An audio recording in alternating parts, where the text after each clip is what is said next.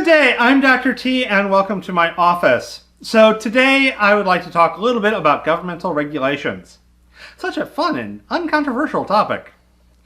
The goal, generally speaking, with regulations is to take activities that have particularly unsafe characteristics or potentially unsafe characteristics and ensure everyone is acting in a way that is reasonably safe. Of course, if the regulations are too restrictive, then you're not able to get done what needs to be done.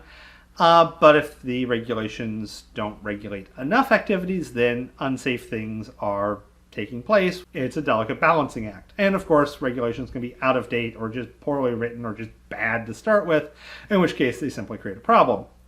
However, if you go to certain parts of the world which don't exactly have functioning governments, you can definitely see why governmental regulations have significant benefits.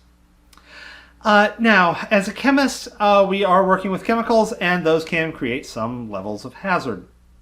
Typically speaking, there are 3 government agencies that we typically think about. There are others that will be involved, but typically it's going to be kind of 3, and going in kind of order of things have gone wrong kind of scenario. The first would be the Occupational Hazard and Safety Administration, or OSHA.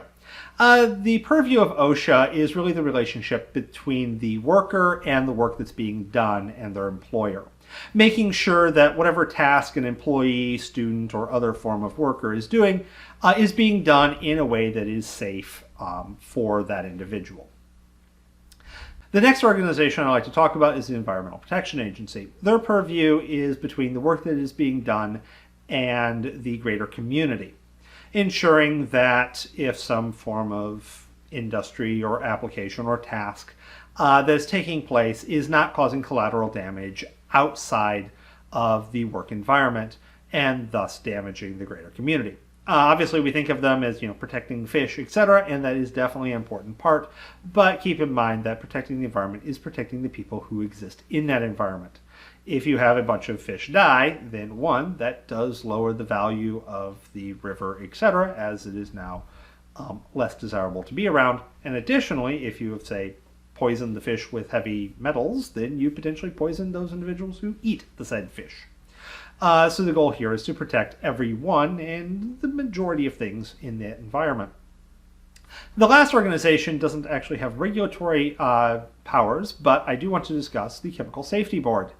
The Chemical Safety Board's goal is very similar to that of the Transportation Safety Board. In fact, they were modeled after it. The goal here is to take any particularly unpleasant chemical incident, figure out why it happened, and make recommendations to other various agencies to ensure that that undesirable event does not happen. Now, if you like airline crash investigation videos, which I do know there's a good market out there for, you would probably also like Chemical Safety Board investigation videos. They have their own YouTube channel, and it's definitely an interesting watch. And until later, have a wonderful